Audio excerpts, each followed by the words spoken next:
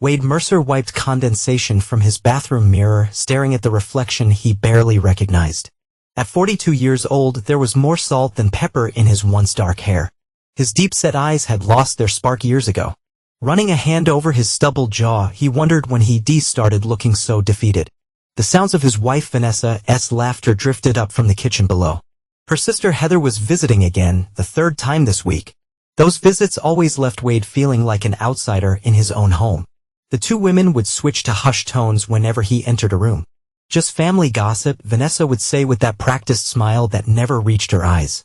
Wade straightened his tie, a navy blue Calvin Klein that Vanessa had bought him for his birthday 5 years ago. It was the only designer item in his wardrobe and she never let him forget it. "You need to look the part if you want Trent to take you seriously," she said, referencing her brother-in-law who had reluctantly offered Wade a position at Lowell Industries after his previous company downsized. Wade had been a project manager at Griffin Technologies for 15 years before the layoffs. Now he was a mid-level operations analyst at Lowell, a glorified number cruncher with half his former salary and none of the respect. The house they lived in, a colonial revival in Boston's affluent Beacon Hill neighborhood, had been purchased during better days. The mortgage payments were becoming increasingly difficult to manage, a fact that Vanessa reminded him of during their increasingly frequent arguments. "Morning," Wade said as he entered the kitchen, where Vanessa and Heather sat at the Marble Island, designer coffee cups in hand and manicured fingers resting next to them. Heather Lowell, tall, blonde, and perpetually judgmental, gave him a once-over. "Big meeting today, Wade?" The question contained a subtle mockery he'd grown accustomed to. "Just quarterly projections," he replied, pouring coffee into a chipped mug that Caleb, his son from his first marriage, had made in elementary school. Vanessa checked her Cartier watch, a gift from her parents on their wedding day. "Do not forget we have dinner with the Hollands tonight. Preston said he might have a lead on something more suitable for you." The implication was clear. After 3 years at Lowell Industries, Wade was still considered temporary help, someone who needed to be fixed by Vanessa's wealthy connections. "I'll be there," Wade said, knowing the evening would consist of him being quietly evaluated and found wanting by Vanessa's social circle. As he left, he caught a glimpse of a text message on Vanessa's phone. "He's gone. Call me." A knot formed in Wade's stomach, but he pushed the feeling down. He'd been ignoring the signs for months. The late nights, the secret phone calls, the sudden interest in fitness that had her leaving the house in outfits that seemed designed for anything but exercise. At Lowell Industries, Wade sat in his cramped office reviewing spreadsheets when his desk phone rang. "Mercer," he answered. "My office. Now." It was Trent Lowell, CEO, brother-in-law, and the man who made it clear daily that Wade's employment was a favor to Vanessa, not a recognition of his abilities.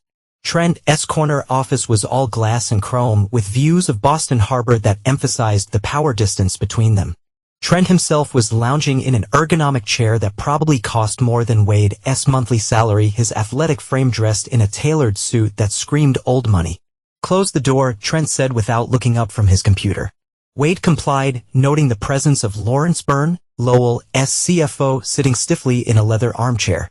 Byrne's expression was unreadable behind wire-rimmed glasses. "You've been with us 3 years now," Trent began, finally meeting Wade's eyes. "And while I appreciate the domestic harmony your employment here has facilitated, the board is implementing structural changes." Wade felt his chest tighten. "What kind of changes?"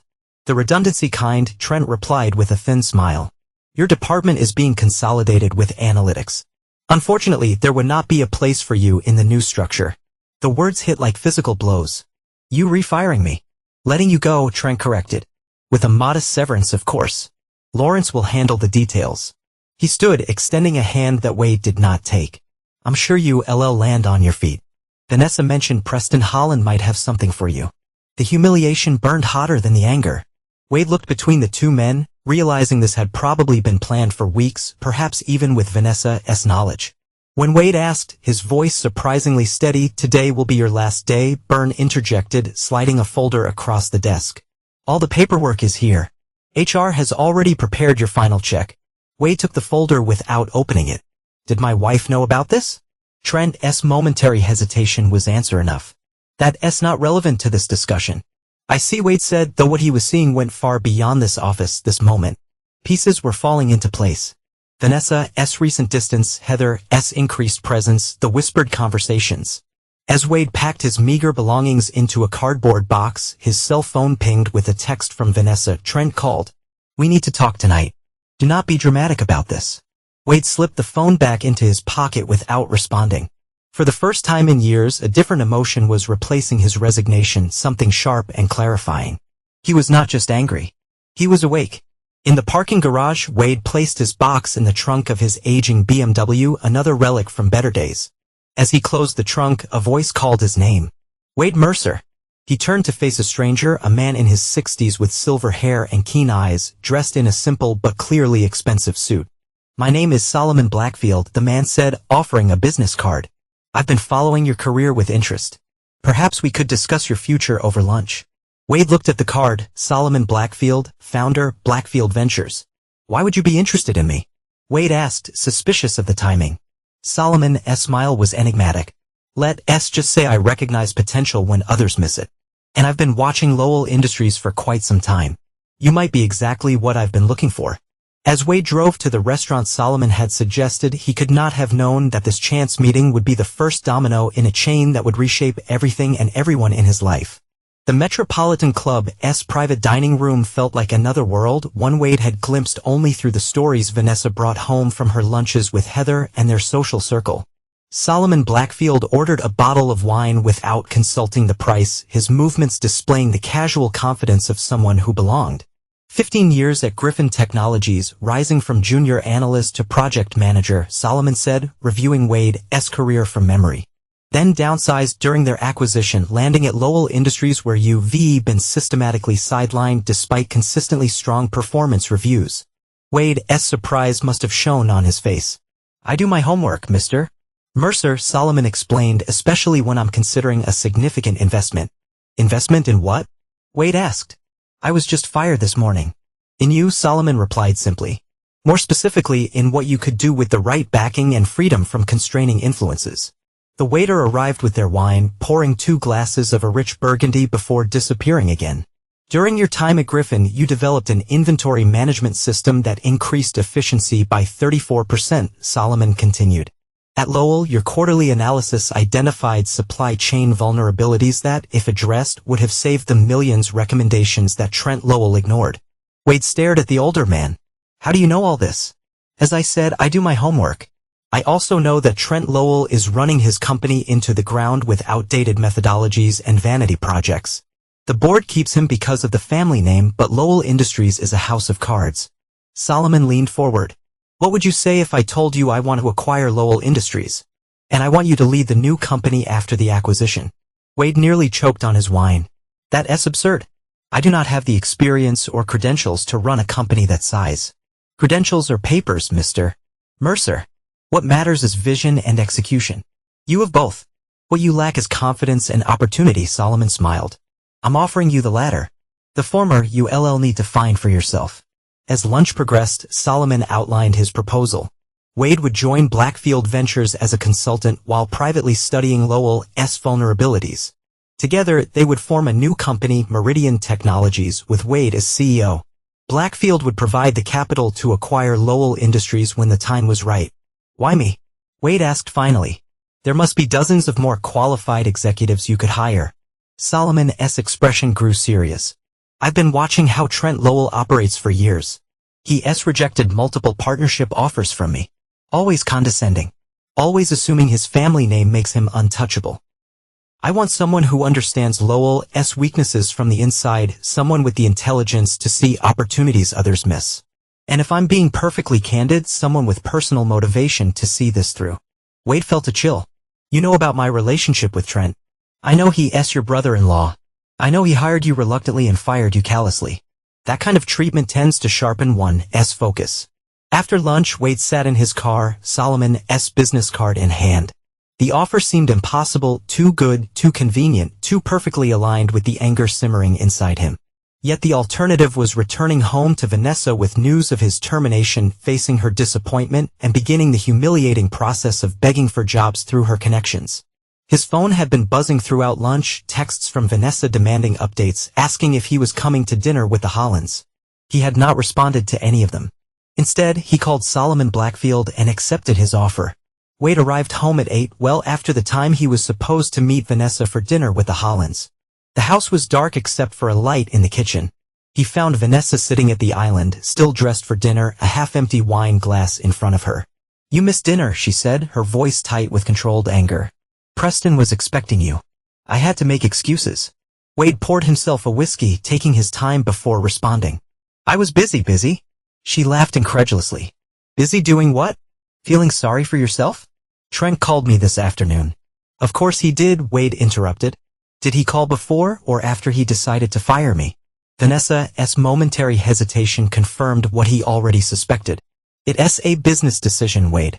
These things happen. Preston said he might have a position in his firm's marketing department. I'm not interested in Preston's charity. Do not be ridiculous. You need a job."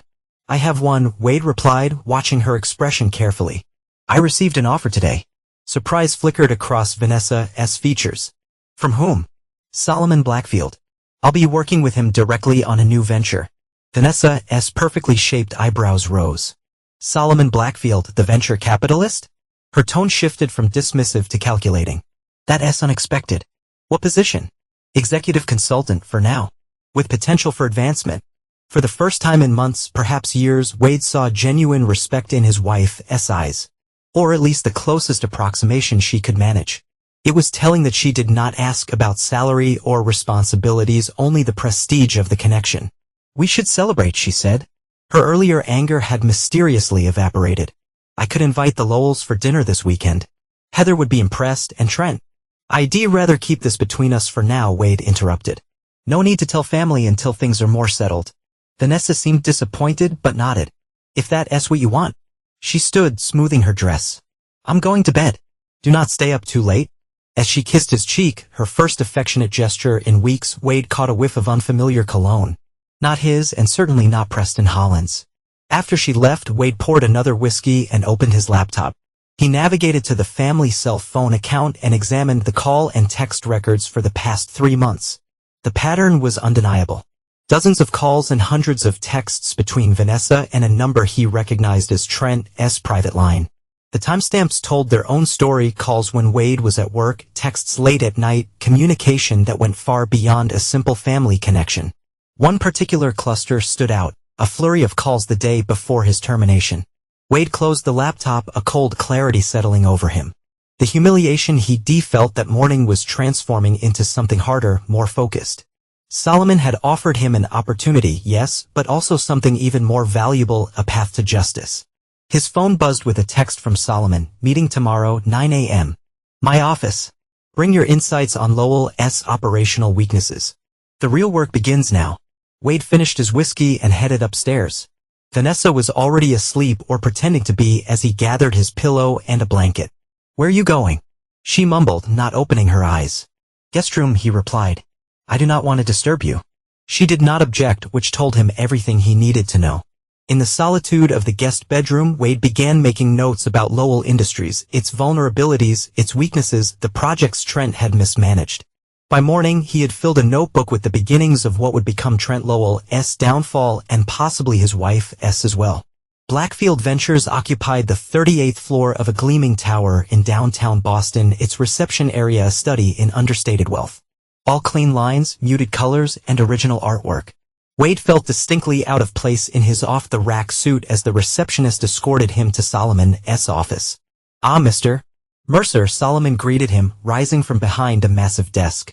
"Right on time," Solomon said, gesturing to a seating area where a young woman was already waiting. "This is Nadia Reeves, my chief strategic officer. She'll be working closely with you on this project." Nadia was perhaps 35, with sharp features and alert eyes that missed nothing. Her handshake was firm, her assessment of Wade openly curious. "Solomon speaks highly of your analytical abilities," she said. "I'm looking forward to seeing if you live up to the hype."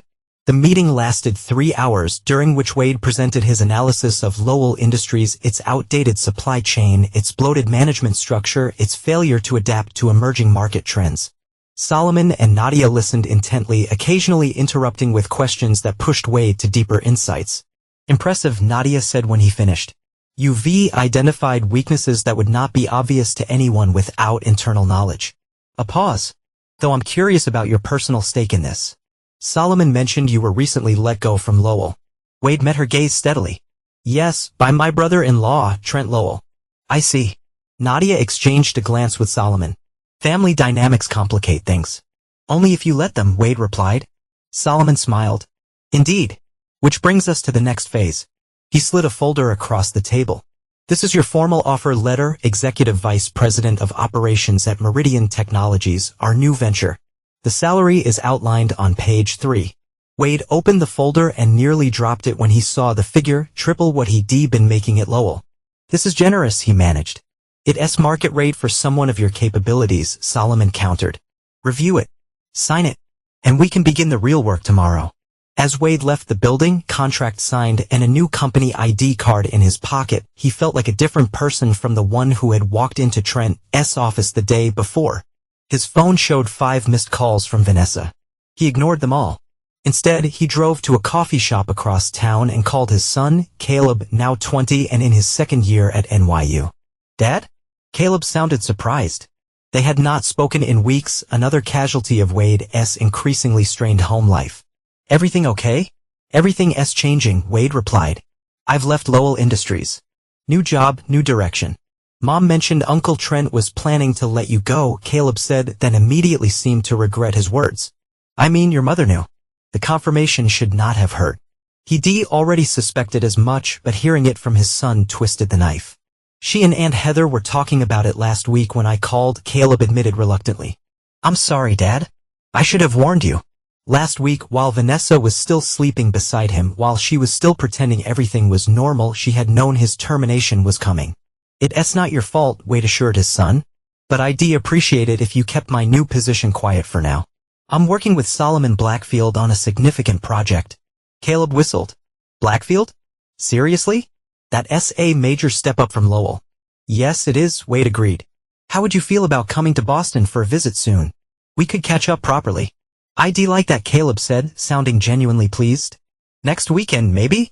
After saying goodbye, Wade sat watching people hurry past the coffee shop window, each absorbed in their own concerns. His phone buzzed again, Vanessa, now texting. Where are you? Heather and Trent are coming for dinner. You need to be here. The last place Wade wanted to be was at a dinner table with Trent and Heather, pretending civility while they gloated over his dismissal. He texted back, working late with a new team. Do not wait up. Then he turned off his phone and headed to the one place he knew he could think clearly, the Boston Public Library. There, surrounded by the quiet industry of strangers, Wade began mapping out his future and the careful dismantling of his past.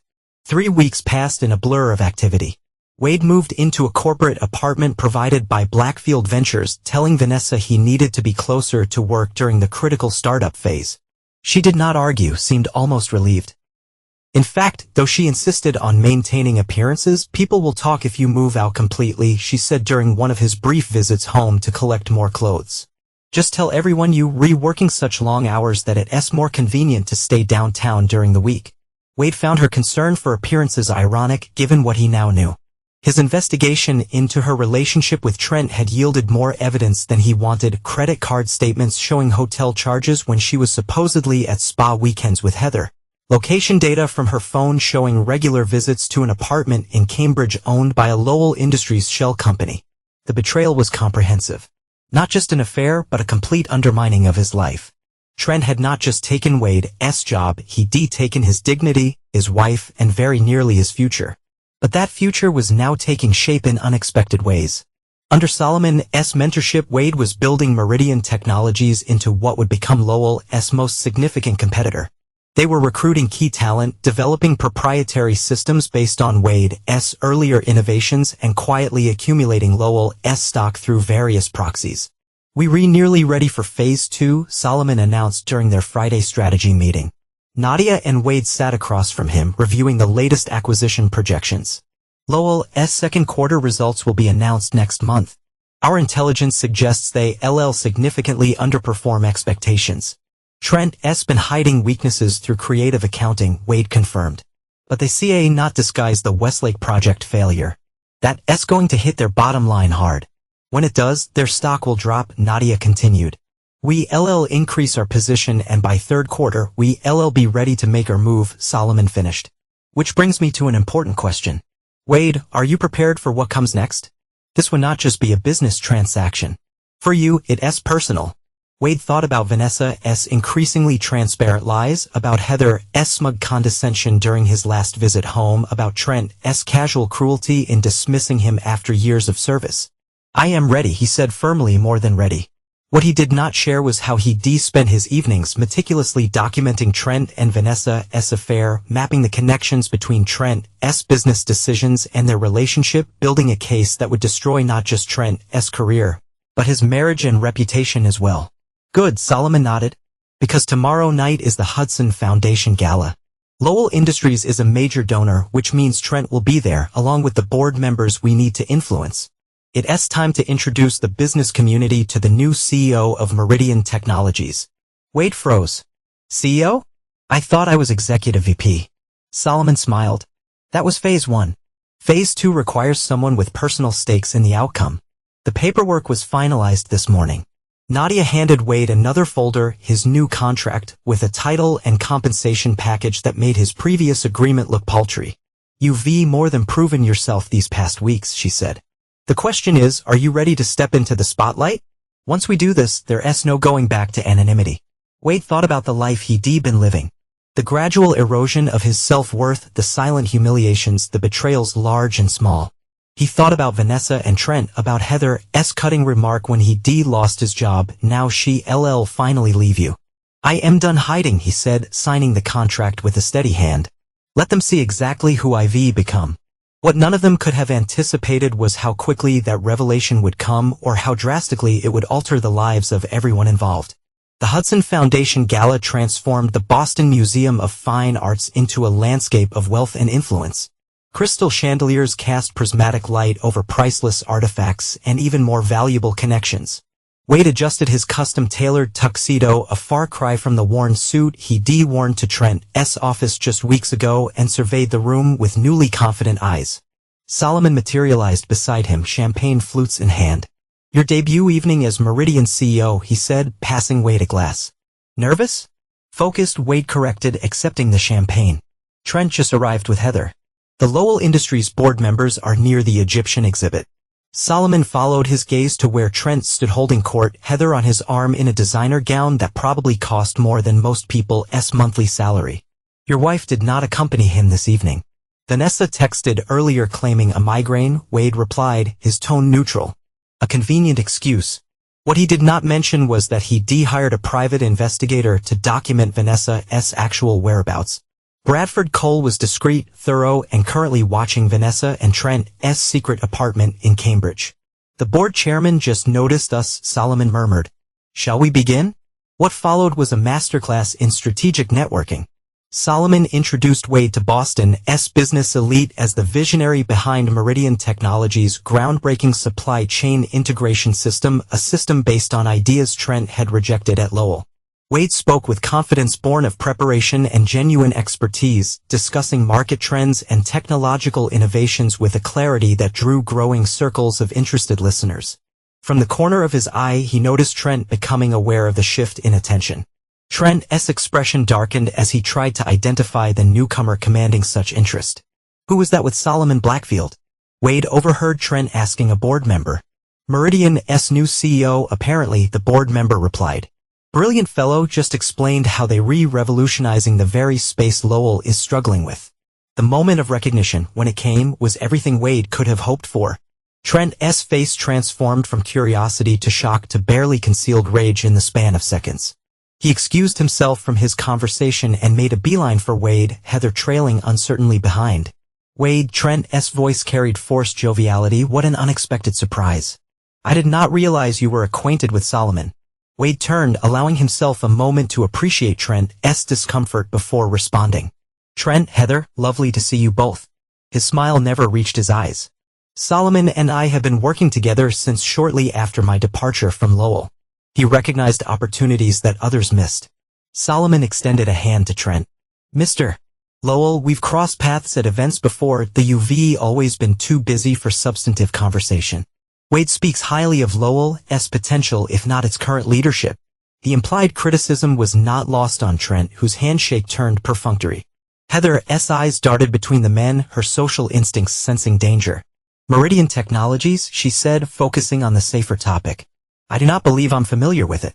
We're relatively new, Wade replied, but growing rapidly, particularly in sectors where established companies have failed to innovate. He turned to Trent. Our integration systems are already attracting clients who find traditional approaches insufficient. The double meaning hung in the air between them. Before Trent could respond, Nadia joined their circle, tablet in hand. Mr. Mercer, I have those projections you requested, she said, then feigned surprise at seeing the Lowells. Oh, I'm sorry, am I interrupting? Not at all, Wade assured her. Trent, Heather, this is Nadia Reeves, our Chief Strategic Officer. Nadia, this is Trent Lowell, CEO of Lowell Industries, and his wife, Heather. Nadia's smile was professionally pleasant.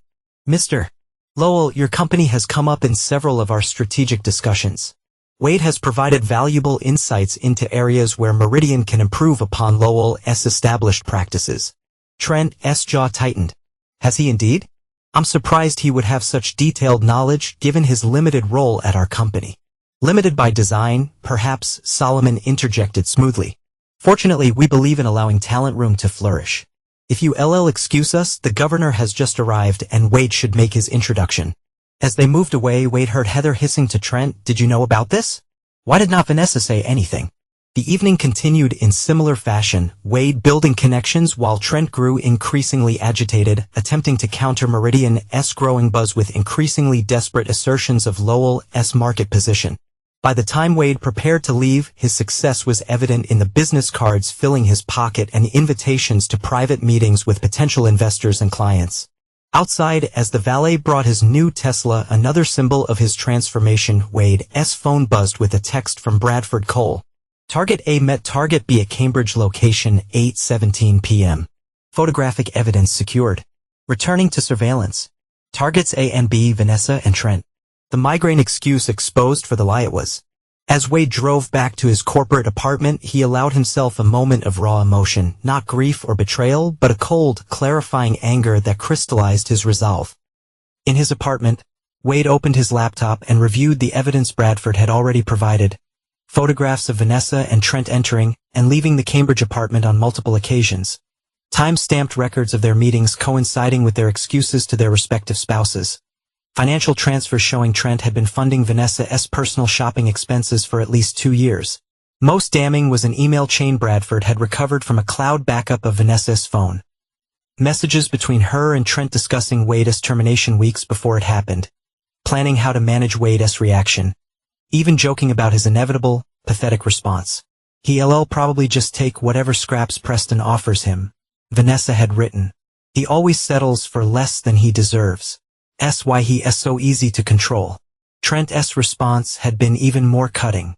Once he's untethered from Lowell, we'll have more freedom. Heather barely notices my schedule anymore. But having him underfoot at the office is becoming tiresome. Wade closed the laptop. His path forward crystallizing with perfect clarity. The business strategy to acquire Lowell Industries was proceeding exactly as planned. Solomon's connections, Nadia's expertise, and Wade's insider knowledge combining to create an unstoppable momentum. But the personal reckoning would require separate handling, with timing that had to be perfectly orchestrated. His phone rang, Vanessa calling for the third time that evening. He answered, curious to hear what new lies she would offer. Wade. She sounded relieved, then quickly shifted to irritation. Why have not you been answering? I've been worried. Have you? His tone was neutral, giving away nothing. How's your migraine? A slight pause. Better. The medication finally kicked in. Where are you? It's late. At my apartment. The gala ran long. Gala? Genuine confusion in her voice. What gala?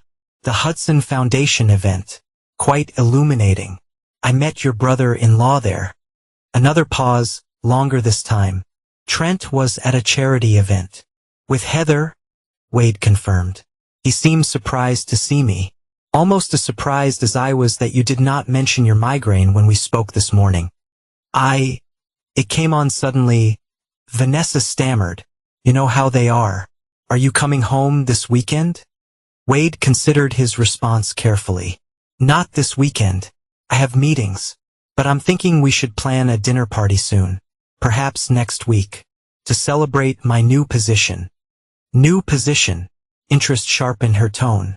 Has something changed? Everything has changed. Vanessa, Wade replied. I've been named CEO of Meridian Technologies. We're planning to announce it publicly next week. The shocked silence on the other end was satisfying. When Vanessa spoke again, her voice had transformed, the contempt replaced by a calculating warmth that once might have fooled him. Wade, that's wonderful. Why did not you tell me sooner? We should definitely celebrate. I could invite the Lowells, the Hollands. Make it a proper event. Perfect. Wade agreed. I'll have my assistant coordinate with you. And Vanessa, make sure you're available. This is one event you would not want to miss. After ending the call, Wade sent a text to Solomon. Acceleration approved. Begin phase 3. The response came immediately. Understood. Board contacts report Lowell stock already destabilizing. Acquisition timeline updated. Wade poured himself a scotch and stood at his floor-to-ceiling windows, gazing out at Boston's illuminated skyline. In one of those distant buildings, Lowell Industries continued operating, unaware that in less than 30 days, it would belong to the man Trent had so carelessly discarded. And that was just the beginning of what Wade planned to take from him. The transformation of Wade Mercer continued with methodical precision. If 3 months ago he had been invisible, overlooked at Lowell, disregarded at home, now he was becoming impossible to ignore. Meridian Technologies' rapid ascent dominated business conversations throughout Boston. Their innovative integration system, built from the ideas Trent had rejected, was revolutionizing supply chain management for a growing roster of Fortune 500 clients. The company's valuation had tripled in 6 weeks, fueled by Solomon's connections and Wade's visionary leadership. Inside Meridian's sleek headquarters, Wade sat reviewing acquisition projections with Nadia and their legal team.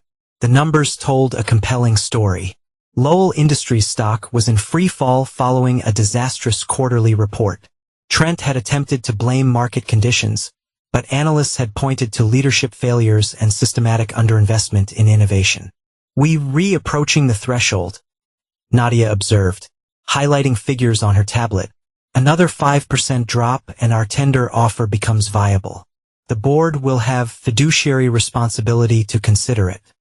Wade nodded, satisfaction warming his chest. And our intelligence on board sentiment? 7 of 11 members have expressed private concerns about Trent's leadership, replied Dexter Bishop, their sharp-eyed legal counsel. 3 are openly discussing replacement options. The timing could not be better. What about the dinner party this weekend? Nadia asked. Is that still proceeding as planned? Wade's smile was sharp-edged. Absolutely. Vanessa has been working tirelessly on the guest list. The Lowell Industries board chairman confirmed yesterday, as did several key shareholders. What he did not mention was his private conversation with Bradford Cole that morning. The investigator had delivered a comprehensive dossier documenting Trent and Vanessa's affair. Photographs, financial records, text message transcripts, and hotel receipts spanning 2 years. Most valuable was a recording from the Cambridge apartment captured via methods Bradford had assured Wade were technically legal, if ethically ambiguous. On it, Trent and Vanessa discussed not just their relationship, but their orchestration of Wade's firing and their plans for his remaining assets once Vanessa divorced him. He'll never fight for anything, Vanessa had said, her voice cold with contempt. That's his fundamental weakness. He'll give me the house just to avoid confrontation. Once the division is finalized, we can consider our options, Trent had replied. Heather would never grant a divorce without taking everything, but with the right pressure. The conversation had confirmed what Wade had suspected. Their ultimate plan involved Trent leaving Heather for Vanessa once Wade had been fully divested of his assets and dignity. Now Wade checked his watch. If there's nothing else, I have a lunch appointment. The mysterious weekly meeting, Nadia noted with a raised eyebrow. One day you'll have to tell us who commands such regular attention from our CEO. Wade simply smiled as he gathered his things. All in good time. His destination was a small Italian restaurant in Cambridge. Unassuming enough to avoid attention, prestigious enough to ensure privacy. His lunch companion was already waiting, Heather Lowell, impeccably dressed and visibly nervous. "Wade," she greeted him, tension evident beneath her practiced smile. "This is becoming quite the regular occurrence. Thank you for continuing to meet me," he replied, taking his seat. "I know discretion is important to you." Their first lunch 3 weeks ago had been a calculated risk. Wade reaching out to Heather directly, suggesting a private conversation about matters concerning both their families. Her curiosity had overwhelmed her initial disdain, especially when Wade had hinted at financial concerns regarding Lowell Industries that might affect her considerable personal wealth. What had begun as an information-gathering exercise had evolved into something more complex. Heather, it turned out, was sharper than her socialite exterior suggested, and increasingly suspicious of her husband's activities. "I've been reviewing those investment opportunities you mentioned," she said after they ordered. "The timing seems advantageous, especially given Lowell's recent challenges." Wade nodded. Solomon's fund has consistently outperformed the market. Given the uncertainties facing Lowell Industries, diversification would be prudent. "Trent insists everything is under control," Heather said, studying Wade's expression. "He claims this downturn is temporary." "And you believe him?" Wade kept his tone neutral. Heather's laugh held little humor. "I stopped believing everything my husband says some time ago." She took a sip of water, her gaze direct. "Just as I imagine you've developed similar skepticism about Vanessa." The direct reference to their respective marital problems hung between them. During previous lunches, they maintained the fiction that their meetings were purely about financial matters, with only oblique references to personal concerns. "What exactly are you suggesting, Heather?" She leaned forward. "I am suggesting we stop pretending.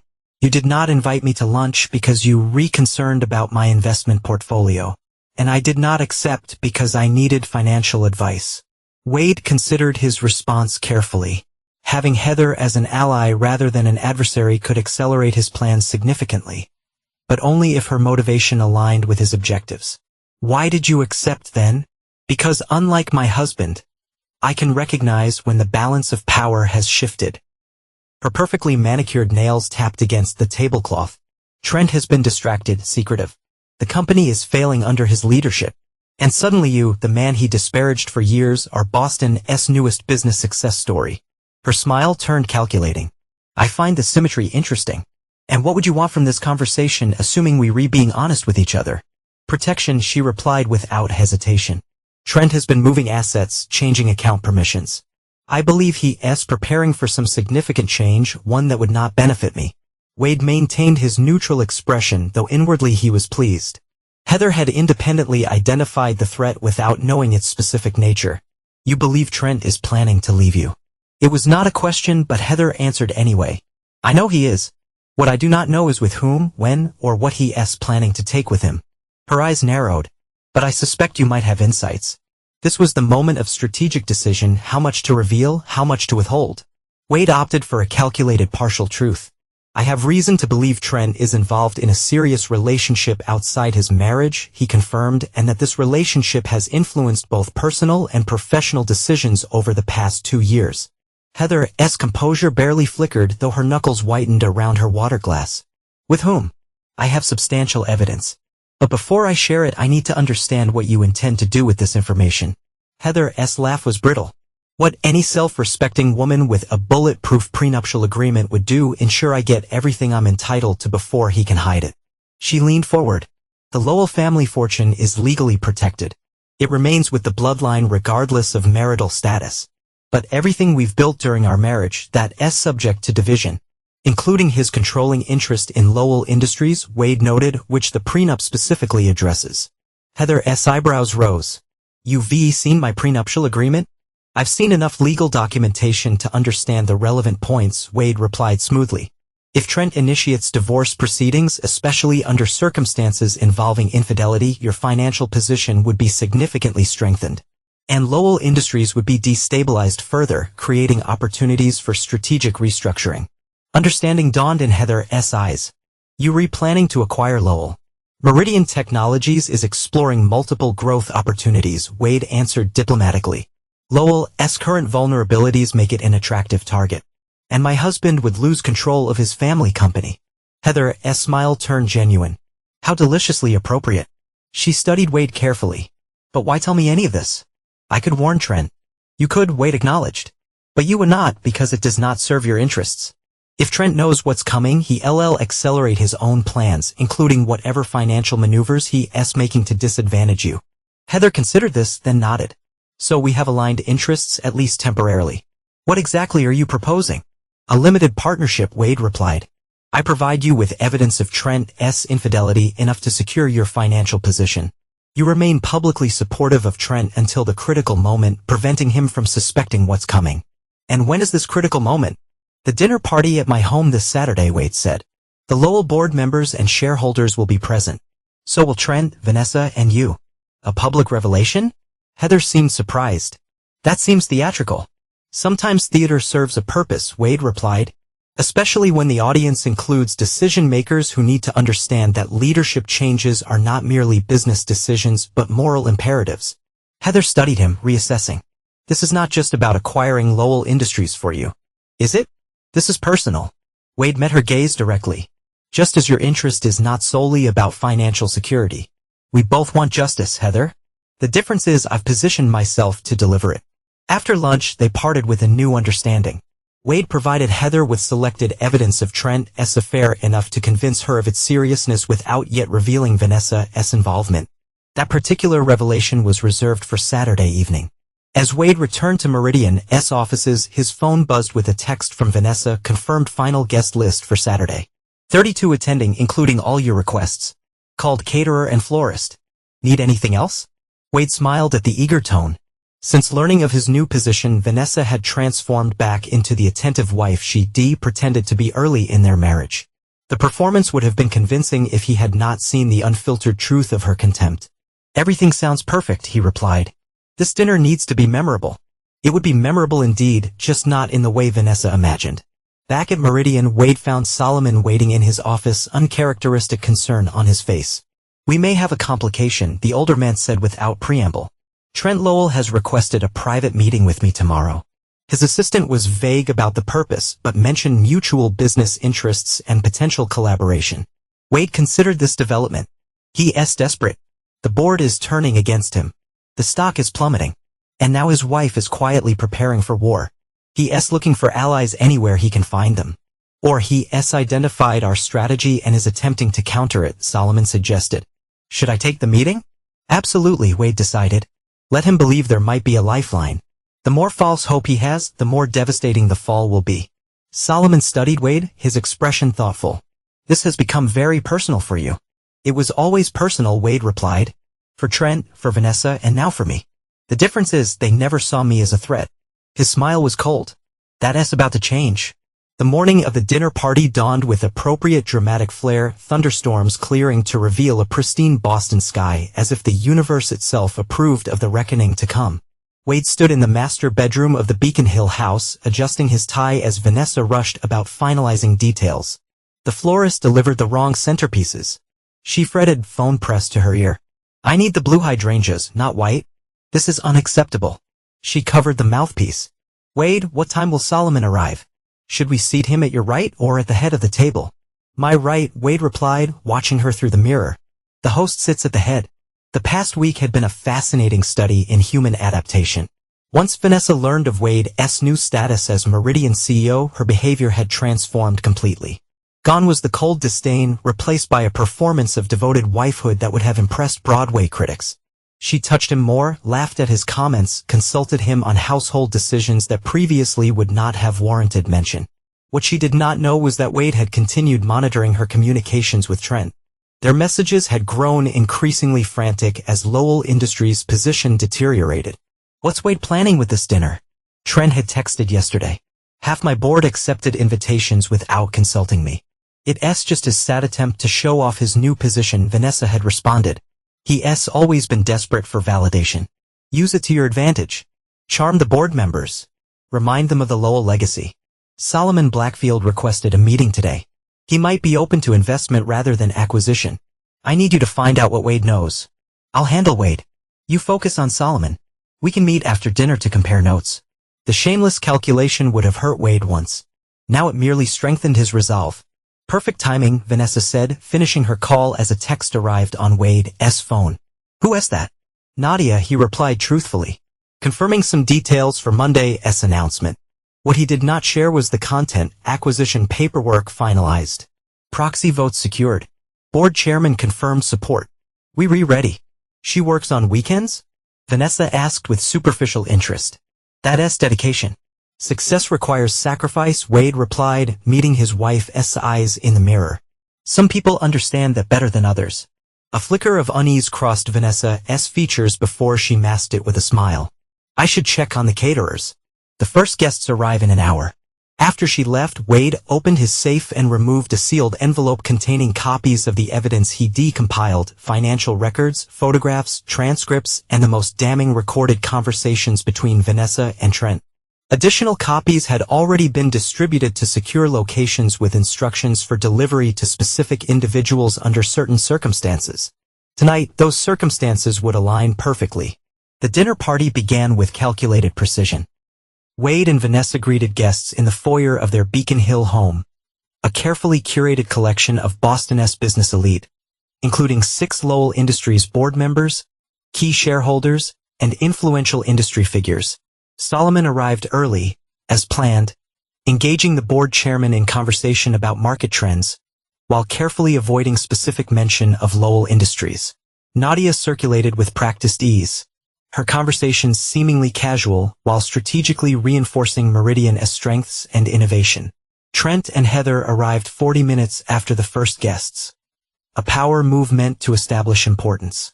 Trent's handshake was overly firm, his smile strained as he congratulated Wade on Meridian's success.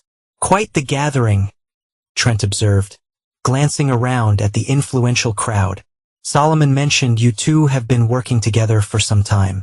I am surprised Vanessa never mentioned it. My wife respects confidentiality, Wade replied smoothly, a quality I've always appreciated. Beside Trent, Heather's smile held new knowledge, a dangerous edge that made Trent shift uncomfortably without understanding why. The evidence Wade had provided had confirmed her suspicions about her husband's infidelity, though she still did not know the other woman's identity. That revelation would come with precise timing. Dinner proceeded with the appearance of normalcy. Excellent food, flowing wine, and conversation that skillfully navigated between personal pleasantries and business insights. Wade, seated at the head of the table with Solomon to his right and the Lowell board chairman to his left, played the gracious host while monitoring the subtle currents of tension. Vanessa, at the opposite end, maintained her performance flawlessly, though Wade noticed her increasingly frequent glances at her phone beneath the table. Trent, seated between board members, worked desperately to control the narrative, emphasizing Lowell's heritage and downplaying recent setbacks. As dessert was served, Wade stood and tapped his glass for attention. I want to thank everyone for joining us this evening, he began, particularly during such interesting times in our industry. His gaze swept the table, lingering momentarily on Trent's increasingly uneasy expression. Many of you have asked about the rumors concerning Meridian Technologies and our recent growth. Rather than address speculation, I've asked Solomon to make a brief announcement. Solomon rose, his authoritative presence commanding immediate attention. Thank you, Wade. As some of you may have heard, Meridian Technologies has been strategically acquiring positions in complementary businesses. What has not been public knowledge until now is the scale of our ambition. He paused for effect. On Monday morning, we'll be announcing a tender offer for Lowell Industries at a 15% premium over current market value. The table erupted in shocked murmurs. Trent half rose, his face flushing. This is absurd. The board would never— Actually, Trent, interrupted the board chairman, given Lowell's current situation, the board has fiduciary responsibility to consider any legitimate offer. He turned to Solomon. Though I'm surprised this is the first we hearing of it. Not entirely the first, Solomon replied. I've had confidential discussions with several board members over the past weeks. The formal offer will be presented Monday, but we wanted key stakeholders to hear it personally rather than through press releases. Wade watched as Vanessa's face drained of color, the implications becoming clear. Her eyes darted to Trent, who looked physically ill. "This is a hostile takeover," Trent managed, struggling to maintain composure. "There's nothing hostile about offering fair value to shareholders," Wade countered calmly, "especially when current management has overseen a 40% decline in stock value over 2 years. The Lowell board members exchanged glances, their expressions confirming what Wade already knew. They had been preparing for this possibility, perhaps even welcoming it. In the interest of transparency, Wade continued, "I should address the obvious question of my former employment with Lowell Industries. Some might perceive a conflict of interest." His smile held no warmth. "To be completely transparent, there are personal elements intertwined with the professional in this situation." The atmosphere shifted, tension thickening as guests sensed deeper currents beneath the business discussion. "Wade," Vanessa's voice held warning as she finally grasped the direction of his comments. "Perhaps this is not the appropriate venue for honesty?" Wade interrupted. "I disagree. When personal and professional ethics are compromised simultaneously, addressing one without the other would be incomplete." He removed the envelope from his jacket, placing it on the table. "3 months ago, I was terminated from Lowell Industries in a meeting that lasted less than 5 minutes. What I did not know then, but have since confirmed, was that my termination was planned weeks in advance, with full knowledge of not just Mr. Lowell but my wife." Gasps and uncomfortable shifts rippled around the table. "Wade, you re-embarrassing yourself," Trent attempted, though his voice lacked conviction. "No, I'm simply providing context," Wade replied. "Context that includes the 2-year affair between the CEO of Lowell Industries and the wife of an employee he deliberately undermined and discarded." The silence was absolute. Vanessa's face had gone from pale to ashen, her carefully constructed facade crumbling visibly. Across the table, Heather's expression transformed from shock to cold fury as she finally learned the identity of her husband's mistress. "You making serious accusations," the board chairman said carefully. "Not accusations, statements of fact, supported by extensive evidence." Wade gestured to the envelope, including financial transactions, communications, and documented meetings at a Cambridge apartment maintained for this purpose through a Lowell Industries shell company. An inappropriate use of corporate resources that shareholders might find concerning. Trent stood abruptly. "This is slander. I'll sue you for—" "Before you threaten litigation," Wade interrupted, "you should know that copies of this documentation have been provided to Ms. Reeves and Mr. Bishop of Meridian's legal team, as well as to Mrs. Lowell's attorney, as of yesterday afternoon." Heather's cold smile confirmed this statement, sending Trent back into his seat as if physically struck. "This is not how civilized people behave," Vanessa attempted, her voice shaking, "airing private matters in public. I believe your sister-in-law said something similar when I lost my job," Wade replied. "Now she'll finally leave you," he quoted, watching Heather's eyes widen at her own words thrown back, followed by laughter at his misfortune. "Both of you seem to find my professional demolition amusing. I'm merely returning the courtesy." The dinner party dissolved into barely controlled chaos. Guests made hurried excuses to depart, though the Lowell board members lingered, suddenly eager for private conversations with Solomon and Nadia. Trent attempted damage control, moving between groups with increasingly desperate energy, while Vanessa remained frozen at the table's end, all pretense abandoned. Heather approached Wade as the crowd thinned, her expression unreadable. "That was extraordinarily effective," she said quietly, "though not what I expected when we discussed aligned interests." "I believe in comprehensive solutions," Wade replied. "Will this impact your approach?" Heather glanced at Trent, who was now cornered by 2 board members and the company's largest individual shareholder. "Not at all. If anything, it strengthens my position considerably." She turned back to Wade. The prenup has specific clauses regarding infidelity with family members. Trent would not just lose control of the company. He'll lose everything. As the last guests departed, Trent finally confronted Wade directly, his earlier composure completely abandoned. "You've destroyed everything," he hissed, close enough that Wade could smell the whiskey on his breath. "Years of building Lowell, my reputation, your what? Your marriage? Your affair? Your carefully constructed fiction?" Wade's voice remained steady.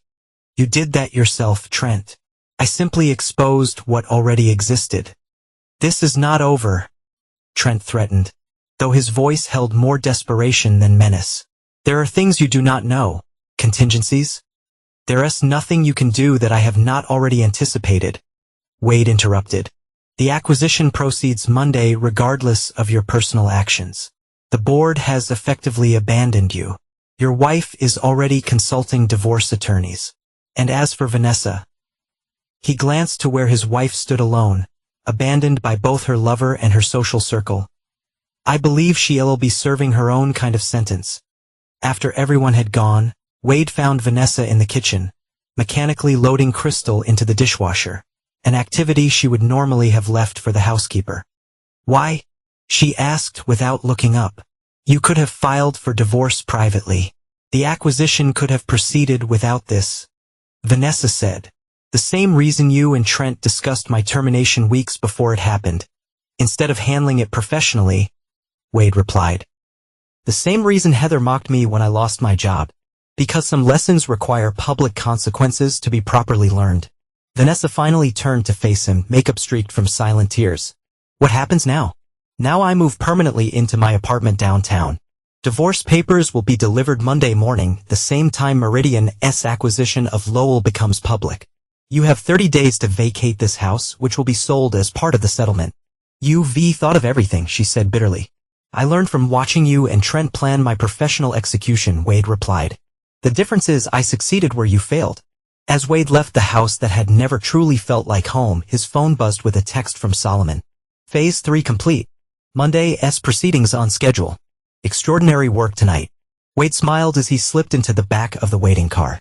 The foundation had been laid, the structure built, and now the final pieces were falling into place. The revenge he orchestrated was not merely professional or personal, it was existential, reshaping the very landscape in which they all operated. And he was only just beginning. Monday morning dawned with the precise chaos Wade had orchestrated. By 9 a.m., Meridian Technologies' tender offer for Lowell Industries dominated financial news, with analysts scrambling to assess implications while shareholders celebrated the premium. By noon, Lowell's board had announced an emergency meeting to evaluate the offer, conspicuously without mentioning Trent's input or leadership. In the gleaming conference room at Meridian's headquarters, Wade reviewed real-time market reactions with Solomon and Nadia. Lowell stock had surged on the announcement while Meridian's continued its steady climb, a clear vote of confidence from investors. "The board will accept by Wednesday," Solomon predicted, studying the analytics. "Our private conversations with key members confirmed they've lost faith in Trent completely." Saturday's revelations merely accelerated an inevitable conclusion. "And Trent himself?" Wade asked, though he already knew the answer from his various information channels. Nadia consulted her tablet. Currently barricaded in his office, refusing calls from board members and ignoring legal advisors. "Our sources report he's been there since 5 a.m., shredding documents and attempting to access secured servers." "Futile efforts," Wade noted. "The board restricted his system access yesterday as a precautionary measure." "Speaking of precautions," Solomon interjected, "have you spoken with your son? The publicity surrounding this acquisition will inevitably include personal elements, given your history with Lowell." Wade nodded. "Caleb arrives this afternoon. I wanted him to hear everything directly from me before the media narrative takes shape." What Wade did not share was his concern about how Caleb would react. Their relationship had improved in recent months, with regular calls and weekend visits. But Wade had carefully avoided discussing the full extent of his plans for Lowell and for Vanessa. Caleb had always been close to his stepmother, seeing only the carefully cultivated facade she presented to the world. "The divorce petition was delivered to your wife this morning," Nadia continued. "Her attorney has already requested an emergency consultation. Given the evidence, they likely advise her to settle quickly and quietly. She would not, Wade replied with certainty. Vanessa does not surrender easily, even when defeat is inevitable. She fight until every option is exhausted, then seek to negotiate from imagined leverage. His phone buzzed with a text. Heather Lowell, with whom he established an unusual alliance. Divorce filed this morning. Emergency hearing granted due to extraordinary circumstances. Temporary freeze on all joint assets approved. T blocked from company headquarters by security. Thought you should know. Wade smiled slightly. Heather had proven to be a formidable operator in her own right, moving with ruthless efficiency once provided with the ammunition she needed. The Lowell marriage is officially over, he informed Solomon and Nadia. Heather has secured both a temporary asset freeze and Trent's removal from company premises. Impressive timing, Solomon remarked. One might almost suspect coordination. Wade merely inclined his head, neither confirming nor denying the observation. If there's nothing else, I need to prepare for Caleb's arrival. The drive to Logan Airport gave Wade time to contemplate the coming conversation. Caleb had matured significantly during his time at NYU, developing a thoughtful independence that made Wade proud. But he had also inherited his father's loyalty, a quality that might make Vanessa's betrayal particularly difficult to process. Wade spotted Caleb immediately among the arriving passengers. Tall and lanky like Wade had been at 20, but with a confident stride that Wade had only developed recently. They embraced briefly, the initial awkwardness of their improving relationship still not fully resolved. Quite the publicity campaign you've got going, Caleb remarked as they walked to the parking garage. Your company is all over the financial news. Something about acquiring Uncle Trent's firm. The casual way Caleb referred to Trent, Uncle, reminded Wade how carefully he needed to navigate this conversation. That's part of what we need to discuss, Wade replied. There have been significant developments, both professionally and personally. In the car, Wade began with the business aspects, his partnership with Solomon, Meridian's growth, and the strategic acquisition of Lowell Industries. Caleb listened attentively, asking occasional questions that demonstrated his growing business acumen from his finance studies. That's impressive, Dad, Caleb said when Wade finished the professional overview. But something tells me there's more to the story.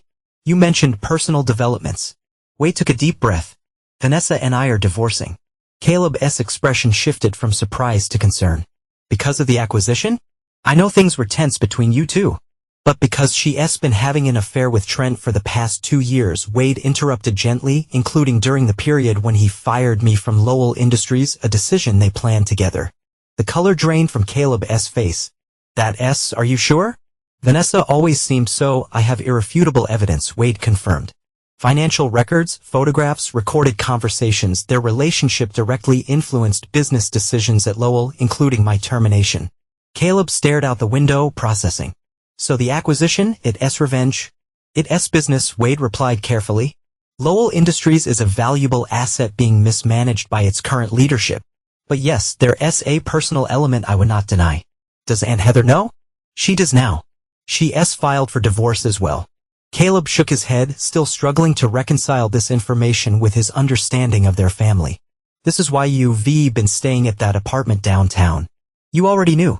I discovered the affair shortly after losing my job, Wade confirmed. It's also why I've been encouraging you to delay visits home.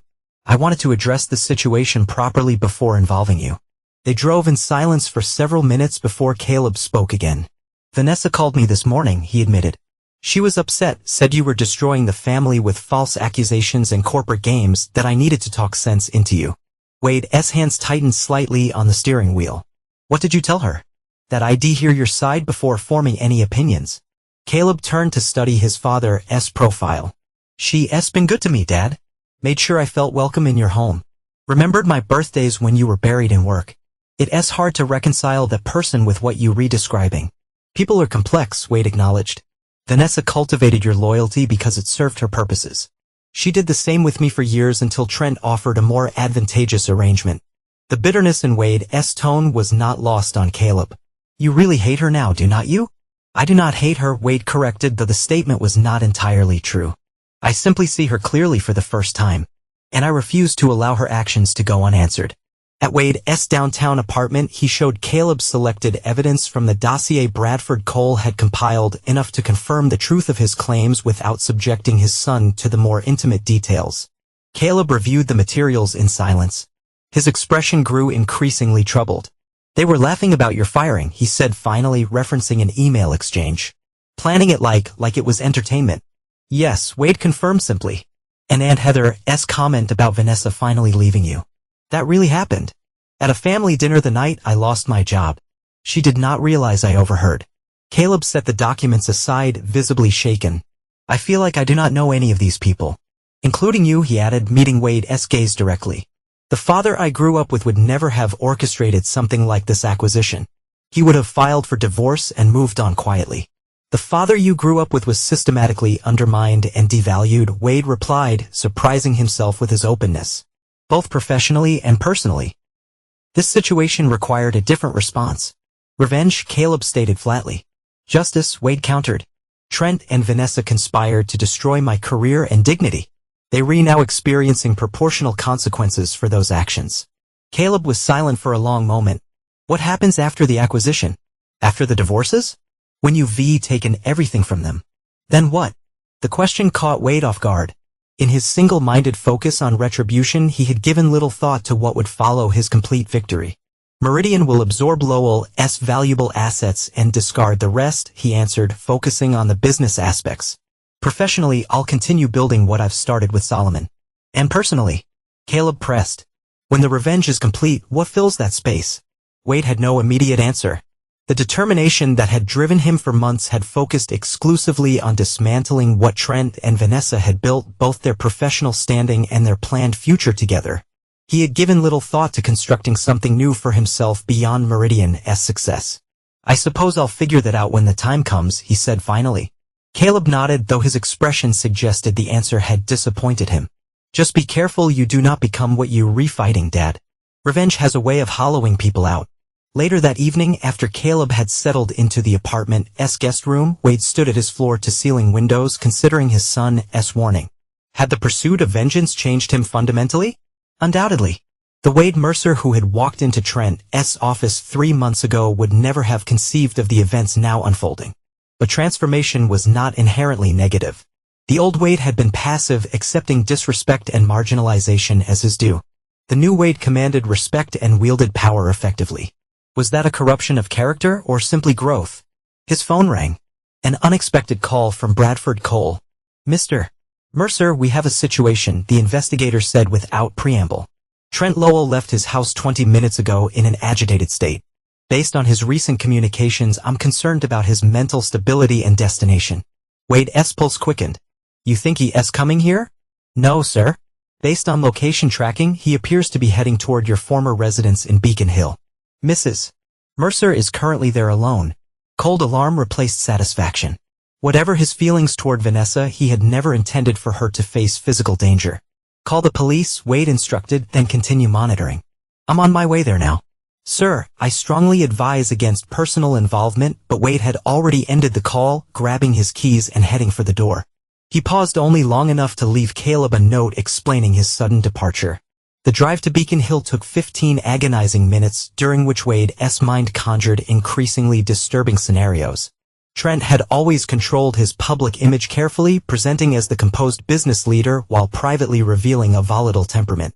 With everything stripped away, his company, his marriage, his reputation, what might he be capable of? Police vehicles were already present when Wade arrived, lights flashing against the elegant facades of neighboring homes. A small crowd of curious neighbors had gathered behind hastily established police tape. Wade identified himself to an officer, explaining his connection to the house and its occupants. What's happening? Is everyone all right? The officer's expression was professionally neutral. We responded to reports of a disturbance. The situation is contained, but I CA not provide further details until Wade. Vanessa's voice interrupted as she emerged from the house, escorted by a female officer. She looked pale and shaken, but physically unharmed. What are you doing here? Before he could respond, paramedics emerged from the house, guiding a stretcher. Trent lay strapped to it, conscious but clearly sedated, an oxygen mask obscuring most of his face. What happened? Wade asked, turning back to Vanessa. Her composure cracked momentarily. He showed up ranting about destruction and consequences. When I threatened to call police, She faltered. He had a gun. Said if he could not have his company or his future, he'd make sure you could not enjoy taking them. Vanessa's eyes met Wade's, genuine fear visible. I think he was planning to kill me then himself. The cold calculation that had driven Wade's actions for months faltered in the face of this unexpected escalation. His revenge had been meticulously planned to dismantle careers and marriages, to expose deception and enforce consequences, but he had never contemplated violence. "Are you hurt?" he asked, surprising himself with his concern. Vanessa shook her head. "I managed to trigger the silent alarm before he." She glanced toward the ambulance where Trent was being secured. The police arrived quickly. He turned the gun on himself, but an officer tackled him. The shot went into the ceiling. A detective approached, notebook in hand. "Mr. Mercer, I understand this situation involves complex personal and professional relationships. We need statements from everyone involved." The next several hours dissolved into police procedures, official statements, and careful navigation of the truth. Wade acknowledged the business acquisition and personal histories while downplaying certain aspects that might complicate matters. By dawn, the immediate crisis had passed. Trent had been hospitalized on psychiatric hold. The weapon was secured as evidence, and preliminary charges of breaking and entering, assault, and attempted murder were filed. As Wade prepared to leave the police station, Vanessa approached him in the waiting area, looking exhausted but composed. "Your investigator called the police, did not he?" she asked quietly. "That's how they responded so quickly before I even triggered the alarm." Wade nodded, seeing no point in denial. Bradford was monitoring Trent's movements as a precaution. "I never anticipated this level of decompensation. You wanted to destroy us, not kill us," Vanessa observed with a bitter smile. "How ethical of you." "Violence was never part of my intention," Wade replied firmly. "But everything else was. It was not a question.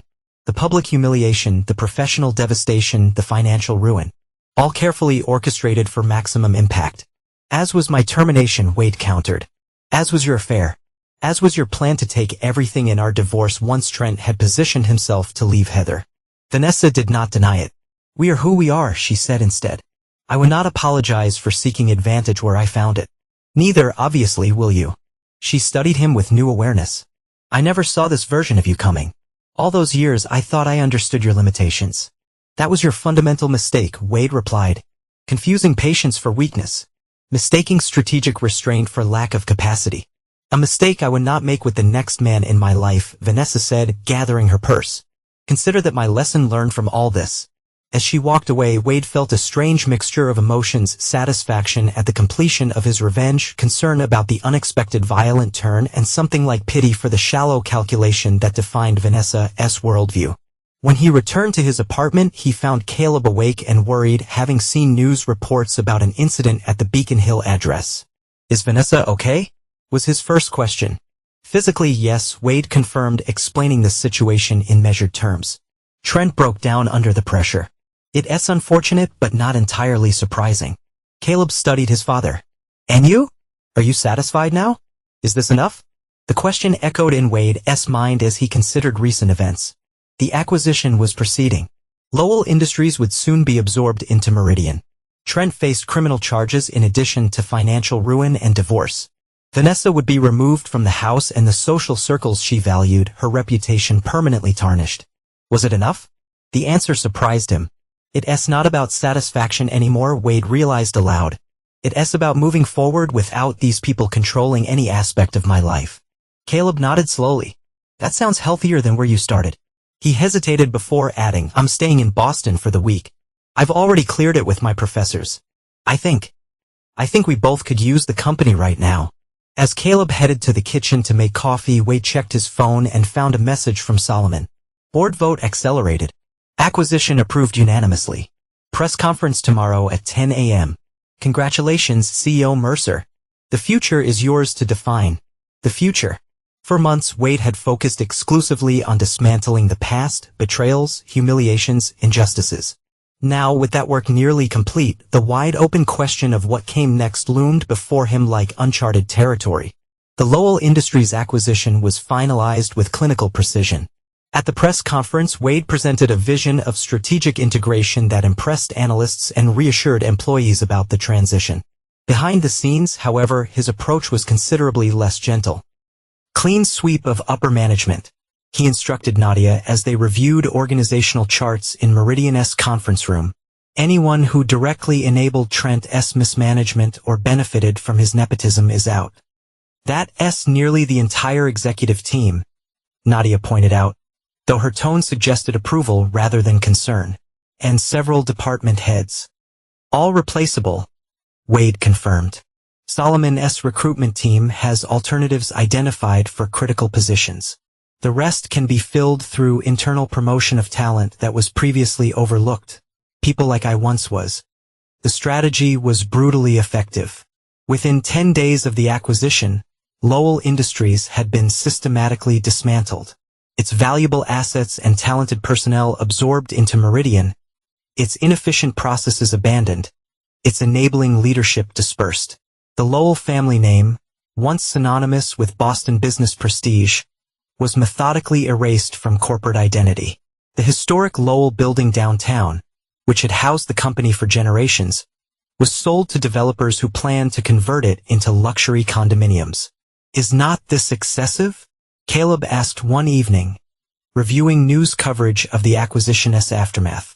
The company had been around for nearly a century. Erasing the name completely seems punitive. It's practical, Wade countered, though they both recognized the partial truth. Meridian represents innovation and forward thinking. The Lowell brand had become associated with stagnation and outdated methodologies. Caleb's expression suggested skepticism, but he did not press the point. During his extended stay in Boston, Caleb had witnessed his father's South transformation up close. The driven focus, the strategic brilliance, but also the hardening that concerned him. Have you spoken with Vanessa since that night? Caleb asked, changing the subject. Only through attorneys, Wade replied. The divorce proceedings are moving forward expeditiously. Her leverage disappeared with the public exposure of her affair and Trent's incident. Trent himself is still under psychiatric evaluation. His legal troubles have expanded. Apparently, the gun was unregistered, adding weapons charges to the breaking and entering and assault. Heather's divorce is proceeding separately, with the prenuptial infidelity clauses fully enforced. Caleb nodded, processing this information. So it's done then. They've lost everything just as you planned. Wade recognized the judgment in his son's tone. Actions have consequences, Caleb. They orchestrated my professional demise and planned to strip away everything I built. The difference is I succeeded where they failed. The difference, Caleb corrected quietly, is that you becoming someone who measures success by others' destruction. He closed his laptop and stood. I'm heading back to New York tomorrow. My professors have been patient, but I need to return to classes. Wade felt a surprising pang at this announcement. Caleb's presence over the past 2 weeks had been unexpected comfort amid the chaos. A reminder of connections beyond revenge and acquisition strategies. I understand, he said, then added with uncharacteristic uncertainty. Will you be coming back for another visit soon? Caleb studied his father, seeming to recognize the tentative overture. That depends, he said finally, on whether you rebuilding something worth visiting or just burning down what others created. The question lingered with Wade long after Caleb departed. The following morning, he arrived at Meridian headquarters earlier than usual, finding the office quiet except for security personnel and a few dedicated early arrivers. In his expansive corner office, significantly larger than the cramped space he occupied at Lowell, Wade found Solomon waiting, reviewing documents with his habitual thoroughness. You here early? Wade observed, setting down his briefcase. Important day, Solomon replied, sliding a folder across the desk. Final dissolution paperwork for Lowell Industries as a separate entity. After today, it exists only as a historical footnote. Wade opened the folder, scanning the legal language that formalized the complete absorption of what had once been his brother-in-law's legacy. The signature line awaited his final authorization, the last step in erasing Trent Lowell's life's work. Satisfying, is not it? Solomon remarked, watching Wade's expression. Completing what we set out to accomplish. Wade closed the folder without signing. What was your real motivation in all this, Solomon? You never fully explained why you targeted Lowell specifically, or why you selected me as your instrument. Solomon's smile was enigmatic. Business opportunities present themselves in various forms. Lowell Industries had untapped potential being squandered by inadequate leadership. You had untapped potential being squandered in exactly the same way. The symmetry appealed to me. That's not a complete answer. No, Solomon acknowledged. It is not. He leaned back, studying Wade. 20 years ago, I approached Trent's father with a partnership proposal that would have transformed both our companies. He rejected it publicly, mockingly, in ways that cost me significant opportunities. When he died and Trent took over, I made a similar approach and received identical treatment. The Lowell arrogance was generational. So this was your revenge, Wade concluded, using me as your proxy. This was business, Solomon corrected, with a satisfying personal component, much like your own situation. He gestured to the folder. The question now is what comes next. The destruction phase is complete.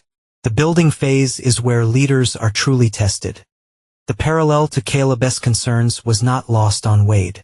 And if I decided not to complete this final step, if I chose to preserve some element of Lowell's identity, Solomon's expression revealed genuine curiosity. Is that what you want? After everything Trent did? Wade considered the question seriously. I want what I've always wanted, recognition of my abilities and the freedom to apply them without artificial constraints. I have that now. He opened the folder again. Erasing Lowell completely does not serve any strategic purpose beyond personal satisfaction. And I'm discovering that such satisfaction is remarkably short-lived. With deliberate movements, Wade signed the dissolution papers, completing his business victory while inwardly questioning its ultimate value. Revenge is ultimately hollow, Solomon observed, collecting the signed documents. A lesson most people learn too late, if at all. The question is whether you can transition from destruction to creation with your soul intact. My soul was never at risk, Wade replied, though without complete conviction. I simply ensured justice was served. Solomon's smile suggested he recognized the self-justification. As you say. In any case, congratulations are in order. Meridian is now positioned as one of Boston's most dynamic corporations, with you as its unquestioned leader. What you build with that platform is entirely your choice. After Solomon departed, Wade remained at his desk, contemplating the path that had brought him to this moment. 3 months ago, he had been a mid-level employee being summarily dismissed from a mediocre position by a brother-in-law who held him in contempt. Now he controlled a corporate empire, had orchestrated his betrayer's downfall, and stood at the threshold of unlimited opportunity. Yet Caleb's concern lingered, as did the unsettling parallel with Solomon's decades-old grudge. Was Wade at risk of defining himself permanently through the lens of vengeance? Of measuring his worth by his capacity to destroy rather than create? His phone buzzed with a text from Heather Lowell, the first communication since Trent's breakdown. Divorce finalized today. Prenup enforced in full. Trent transferred to long-term psychiatric facility. Thought you should know. The message contained no emotion, no judgment. Simply an exchange of information between unlikely allies whose arrangement had served its purpose. Wade texted back a simple acknowledgement, then called his attorney for an update on his own divorce proceedings. Nearly complete, Mr. Mercer, his lawyer reported. Mrs. Mercer's counsel has accepted our terms with minimal negotiation. She keeps her personal property, receives a modest settlement that acknowledges the marriage duration without rewarding her misconduct, and relinquishes all claims to the house, which will proceed with selling as instructed. In her current situation? Wade asked, surprising himself with the question. A pause. I understand she's relocated to a downtown apartment and has begun interviewing for positions. Several firms have declined due to the publicity surrounding recent events. After ending the call, Wade stood at his office windows, gazing across Boston's skyline toward Beacon Hill, where the house he had shared with Vanessa stood empty now, awaiting new owners who knew nothing of the betrayals and calculations that had transpired within its walls. His revenge was complete. Trent was institutionalized, his company absorbed, his marriage dissolved, his reputation destroyed. Vanessa was displaced, diminished, struggling to rebuild a life without the advantages she had so carefully cultivated.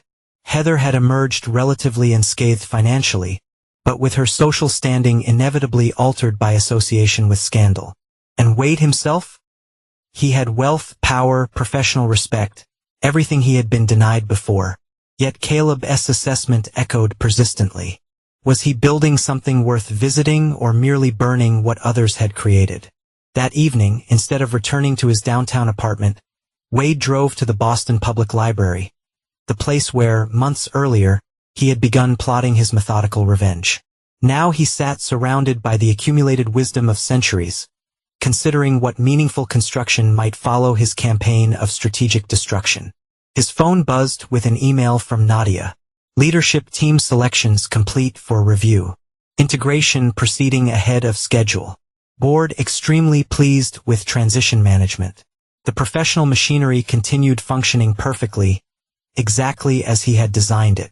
But the personal reconstruction Caleb had challenged him to undertake remained undefined. As Wade left the library, he passed a homeless man huddled in a doorway, a stark reminder of how quickly fortune could turn. 3 months ago, Wade himself had stood at the precipice of potential financial ruin, cast aside by people who should have supported him. He paused, removed several bills from his wallet, and placed them in the man's cup. "Thank you, brother," the man said, genuine gratitude in his weathered face. "Second chance coming your way someday." The simple interaction lingered with Wade as he drove home. Second chances. Was not that ultimately what he had created for himself? Not just revenge, but an opportunity to define himself anew. Without the constraints and undermining influences that had limited him before, the question became how to use that opportunity, whether to remain defined by the destruction he had orchestrated, or to build something that transcended it. At his apartment, Wade found an unexpected package, a small box with Caleb's handwriting on the shipping label. Inside was a framed photograph of Wade and Caleb from years earlier, fishing on a lake during one of their rare father-son weekends. Both were smiling, genuinely happy in each other's company. Attached was a simple note. "This is the father I remember. Hope to see him again when the dust settles." Wade placed the photograph on his desk, the simple image a powerful contrast to the complex machinery of revenge he had constructed. For the first time in months, he allowed himself to consider a future defined by something other than retribution, a future that might include rebuilding relationships rather than dismantling them. The next morning, Wade made 2 unexpected decisions. First, he established a significant scholarship fund at NYU's Business School, specifically targeting students from disadvantaged backgrounds who demonstrated potential beyond their circumstances. The fund would be substantial enough to transform lives, focusing on the type of overlooked talent Wade himself had once represented. Second, he directed Meridian's legal team to establish a separate entity, a small subsidiary that would preserve limited elements of the Lowell legacy, specifically some of the charitable foundations that had done genuine good work before becoming corrupted under Trent's leadership. "Are you sure about this?" Nadia asked when he outlined the plan. "After everything that happened, the actions of one man should not erase generations of positive impact," Wade replied. "Selective preservation serves both our corporate image and the communities that benefited from these programs." The decision was not about forgiveness. Wade had no intention of rehabilitating Trent's reputation or excusing what he and Vanessa had done. Rather, it represented a first step toward defining himself through creation rather than destruction, through selective preservation rather than indiscriminate erasure. When Wade called Caleb that evening to explain these initiatives, his son's response was measured but encouraging. "It's a start," Caleb acknowledged. "Building something new instead of just burning down the old. I'm finding that destruction, however justified, has limited satisfaction," Wade admitted. "There has to be something beyond it."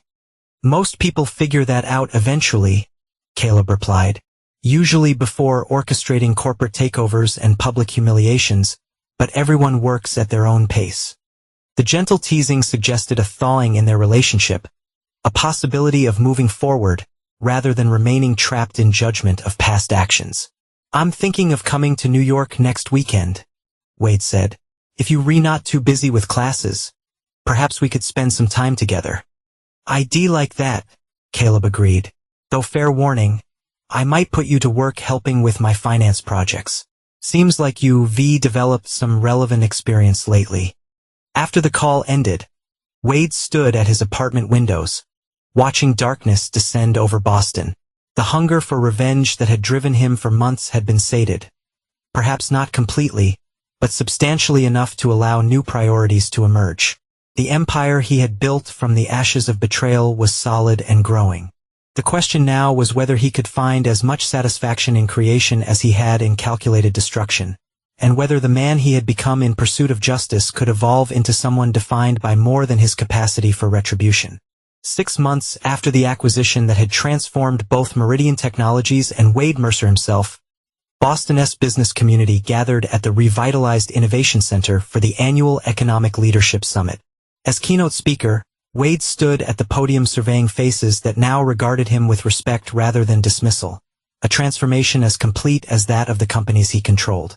Disruption is often mischaracterized as purely destructive, he told the assembled executives and entrepreneurs. In reality, it's regenerative, clearing space for innovations that better serve evolving needs. The key is ensuring that what you build in the aftermath is stronger, more ethical, and more sustainable than what came before. The irony of these words was not lost on Wade. His own disruption of Lowell Industries had begun as calculated revenge before evolving into something more complex. A genuine reimagining of what both companies could become when freed from outdated leadership and systemic limitations. After his presentation, Wade navigated the reception with practiced ease, accepting congratulations from former skeptics and fielding partnership proposals from companies that had once rejected his ideas. Solomon remained a key ally, though their relationship had evolved from mentor-protege to something closer to equals, as Wade consistently demonstrated his capabilities. Quite a different reception from last year's event, Solomon observed, joining Wade near the refreshments. When you were still at Lowell, did not Trent refuse to let you attend at all?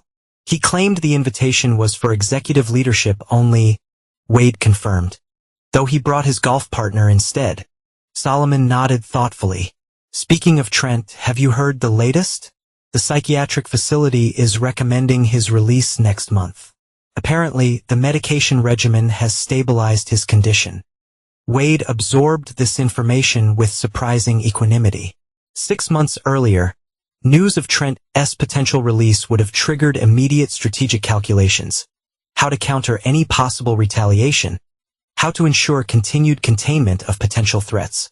Now, it registered as information requiring acknowledgement, but not defensive action. Is he still facing criminal charges? Wade asked. Reduced based on psychiatric evaluations, but not eliminated, Solomon replied. His legal team is negotiating a plea arrangement, probation, continued treatment, significant restrictions. He'll never work in corporate leadership again. The completeness of Trent's fall from grace should have provided satisfaction. Instead, Wade felt an unexpected hollowness. The final confirmation that revenge, however thorough, eventually yielded diminishing returns. And Heather? He inquired, maintaining the appearance of casual interest. Remarried last month, I believe. Shipping magnate from Seattle, a strategic alliance for both parties. Solomon studied Wade's expression. UV had no contact since the acquisition finalized? None, Wade confirmed. Our arrangement served its purpose. Neither of us saw value in maintaining connection beyond that. The conversation shifted to business matters, Meridian's latest expansion, technological innovations, their research division developing potential international partnerships. Throughout, Wade maintained his focus and engagement, though part of his mind continued processing the news about Trent. Not with anger or concern, but with something approaching indifference. Later that evening, Wade sat alone in his office reviewing quarterly projections when his assistant notified him of an unexpected visitor. Vanessa Mercer is asking to see you, she reported, clearly uncomfortable with the awkward situation. She does not have an appointment, but she is very insistent. Wade's immediate instinct was to refuse. Their divorce had finalized 4 months earlier, with no contact since the final paperwork was signed. What possible purpose could this visit serve? Curiosity overcame caution. Send her in. Vanessa entered with remnants of her former confidence. Designer clothes, perfect makeup, practiced poise, but subtle changes revealed her altered circumstances. The clothes were last season's, the makeup slightly too carefully applied, the confidence more performance than substance. Wade, she greeted him, stopping a respectful distance from his desk. Thank you for seeing me. What can I do for you, Vanessa? He asked, neither hostile nor welcoming. She took a measured breath. I'm relocating to Chicago next week. A fresh start with a marketing firm that does not know or care about Boston scandals. A pause. I wanted to see you before I left. Why? The question was genuine rather than accusatory. Closure, perhaps. Or acknowledgement. She met his gaze directly. You won, Wade. Completely and thoroughly. I lost everything that mattered to me. Security, status, future prospects. Even Trent, though that relationship proved less substantial than I'd convinced myself. Wade studied her, searching for the manipulation beneath the apparent candor. What do you want from me? Forgiveness? Reconciliation? Neither is realistic, Vanessa replied with unexpected honesty. I would not trust forgiveness if offered, and reconciliation would be grotesque after everything that's happened. She adjusted her purse, strapped nervously. I suppose I wanted to understand. Understand what? How I misjudged you so completely. I spent years believing I understood your limitations, your boundaries. Then in 3 months you orchestrated a complete reversal of our positions. There was something like reluctant admiration in her tone. I never saw it coming. That was your fundamental mistake, Wade observed. Confusing patience for weakness. Mistaking strategic restraint for lack of capacity. A mistake I would not repeat, Vanessa acknowledged. I underestimated you. Trent underestimated you. We were both living with the consequences. The conversation should have provided satisfaction, his former wife acknowledging her miscalculation, admitting defeat, validating his triumph. Instead, Wade felt a complex mixture of emotions that did not include the vindication he might have expected months earlier. Why are you really here, Vanessa? She hesitated, then spoke with uncharacteristic directness. I saw you on television last week, the interview about Meridian's expansion. You look different. Not just successful, but at peace somehow. A pause. I wanted to understand how you moved forward while Trent and I remained trapped in the consequences. The insight surprised Wade. It was true that in recent months, as Meridian's success continued and his relationship with Caleb strengthened, he had found himself increasingly unburdened by thoughts of revenge or justice. The consuming focus on Trent and Vanessa had gradually diminished, replaced by genuine interest in building something meaningful. I stopped defining myself through you, he said finally. Both of you. The revenge was necessary, a correction of profound injustice. But remaining fixated on it would have been self-defeating. So you simply moved on, Vanessa observed, a hint of bitterness in her tone. While we remain defined by what happened. Your choices defined you long before my response to them, Wade pointed out. The difference is, those choices are now visible to everyone, including yourselves. Vanessa accepted this assessment with a slight nod. Fair enough. She glanced around his office, the symbols of success and status that had once been exclusively her domain of expertise. You've built something impressive here. Whatever your motivation, the results speak for themselves. As she prepared to leave, Wade was surprised to realize he felt no animosity toward her. No lingering anger or desire for further retribution. She had been thoroughly defeated, her betrayal exposed and punished proportionately. Continuing to focus on her destruction would only diminish his own progress. Good luck in Chicago, Vanessa, he said, the words neither forgiveness nor reconciliation, but something more pragmatic, an acknowledgement that their chapter had definitively closed. After she left, Wade returned to his quarterly projections, but found his focus interrupted by unexpected reflection. When had the burning desire for revenge been replaced by something calmer and more constructive? When had Trent and Vanessa shifted from central preoccupations to peripheral concerns? The answer came gradually as he considered the past 6 months. It had not been a single moment, but an accumulation of realizations, seeing opportunities beyond retribution, finding satisfaction in creation rather than destruction, reconnecting with Caleb. Building something worthy of pride rather than merely tearing down what others had created. His phone buzzed with a text from Caleb, just got my final grades. Dean's list again. Dinner next weekend to celebrate? Wade smiled as he replied, absolutely. Proud of you. Name the place. The simple exchange represented everything his revenge had not: connection, growth, future orientation. While the acquisition of Lowell had provided necessary justice, these smaller human moments offered something revenge could never provide: genuine fulfillment. The following weekend, Wade flew to New York for dinner with Caleb. They met at a small Italian restaurant in the village, casual and unpretentious, nothing like the status-conscious establishments Vanessa had preferred. "You seem different," Caleb observed as they waited for their main courses. "More, I do not know, present. Less driven by whatever was fueling you 6 months ago." Wade considered this assessment. "I've been thinking about something you said during that difficult period about whether I was building something worth visiting or just burning what others created." "I remember," Caleb nodded. "It was pretty judgmental of me." "It was necessary," Wade corrected, "and ultimately accurate. The acquisition served justice, but justice alone is an insufficient foundation for a meaningful life." "So what comes next?" Caleb asked, "Now that the revenge tour is complete?" Wade smiled at the characterization. "Building something worth inheriting." "I suppose," he hesitated, then added, "I've been considering establishing a foundation.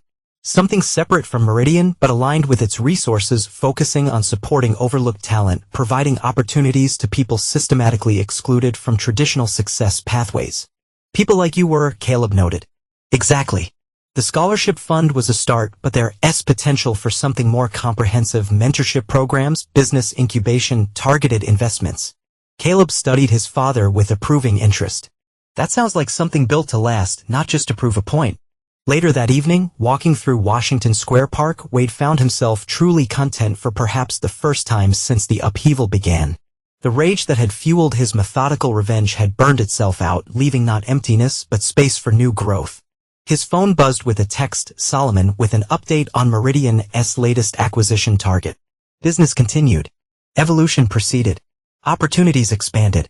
But these professional developments now existed within a broader context of human connection and meaningful construction. Justice had been served completely and irreversibly. Trent and Vanessa had faced the consequences of their betrayal. The company they had used as an instrument of Wade's humiliation now existed only as a subsidiary of his far more successful enterprise. But the true victory was not in their destruction, it was in what Wade had built from the ashes of that necessary conflagration: a corporate empire, yes, but also a reconnection with his son. A foundation for supporting others facing similar barriers. And most importantly, a version of himself no longer defined by reaction to others' limitations and betrayals. As he and Caleb continued their walk through the park, Wade noticed a chess player demonstrating remarkable strategic thinking despite having lost most of his pieces. The player's focus was not on what had been taken from him, but on how to maximize his remaining strengths to create new possibilities. The parallel was not lost on Wade. His own strategic brilliance had been forged in response to catastrophic loss, but had evolved beyond revenge into genuine creation. The pieces Trent and Vanessa had tried to remove from his life had been replaced by stronger, more valuable alternatives. "What are you thinking about?" Caleb asked, noticing his father's contemplative expression. "That winning is not always what we initially think it is," Wade replied. 6 months ago, I defined victory as Trent and Vanessa's complete destruction. Now I see it differently." "How so?" Caleb asked. "True victory is not just watching your enemies fall," Wade said, his eyes tracking the chess player's calculated moves. "It's building something so significant that their existence becomes irrelevant to your story." As they continued walking, Wade reflected on the journey that had transformed him. The ruthlessness he discovered within himself, that cold, calculating capacity for strategic destruction, remained. He had not forgiven Trent or Vanessa. He never would. Their betrayal had been too calculated, too personal to warrant absolution.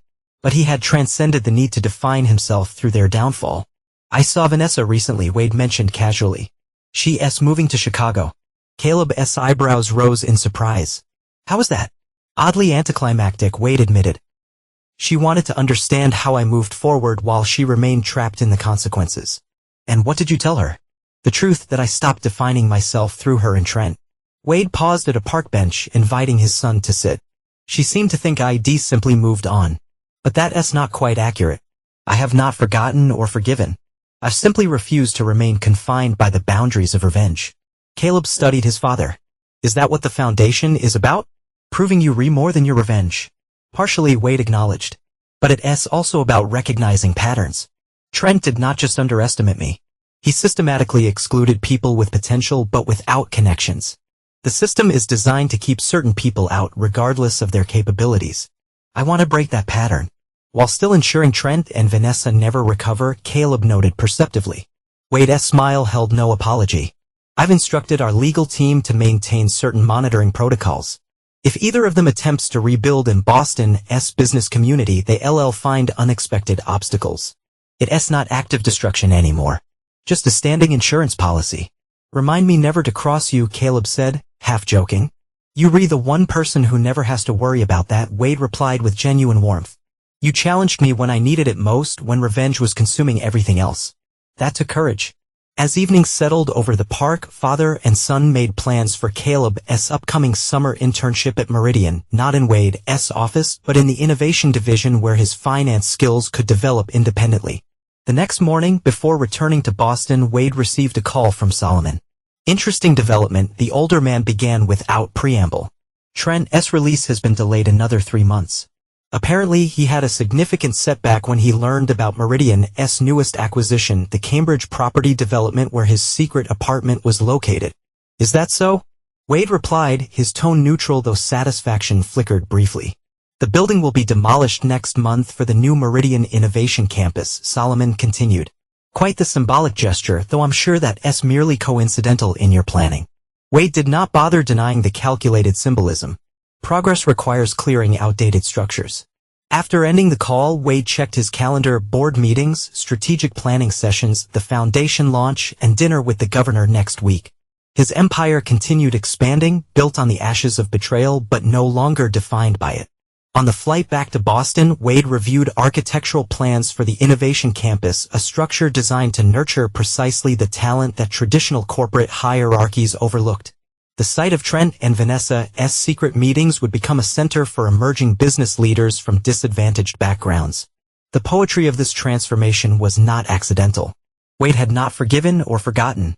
The ruthlessness that had enabled his meteoric rise remained intact, merely channeled into more productive avenues.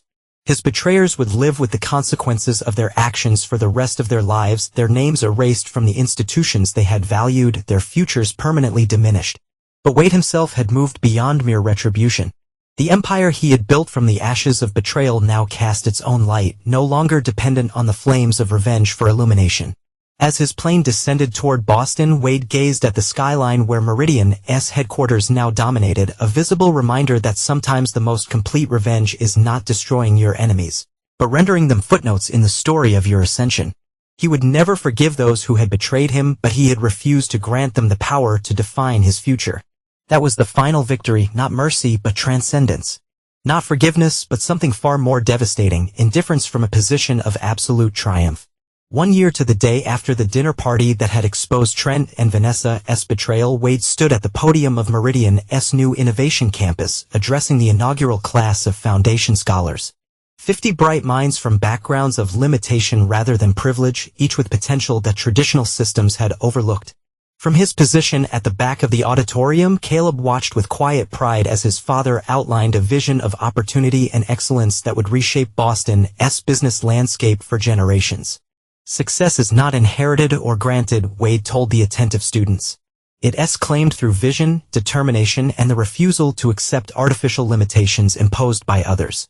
Among the audience sat business leaders, politicians, and influencers, the same social circles that had once dismissed Wade as inconsequential. Now they competed for his attention, sought his endorsement, courted his favor. Meanwhile, across town, Trent Lowell, finally released from psychiatric care, moved into a modest apartment provided by his cousin.